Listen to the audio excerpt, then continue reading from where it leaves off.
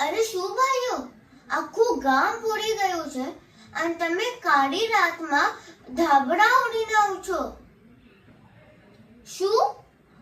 હાય હાય, તમે મને મારા કાના ભક્તિ માટે મારવાનો વિચાર કરો છો?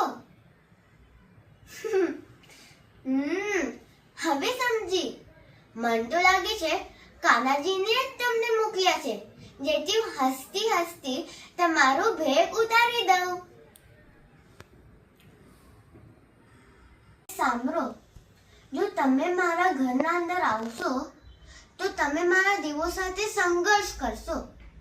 જો મારો દીવો ઓલવાઈ ગયો તો અંધારો બધી જગ્યા પથરાઈ જશે. હું તો નાની બાળક છું, હું તો બહાર જઈને પાર ચડી જઈશ. બટ આ જંગલના અંધારામાં ભૂખ્યા જાનવર તમારું શું હાલ કરશે? અરે અરે, ગભરાવ નહીં. મારો દીવો એવી રીતે નહીં ઓલવાય.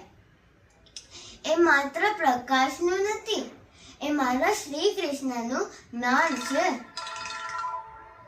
હા હા, તમે તો બલવાન લાગો છો, પણ મારા હૃદયમાં કાન્હા છે અને એ મને કહે છે, ભાઈ એ ક્યારે બહાર નહીં, ભાઈ હંમેશા મનમાં જન્મે છે.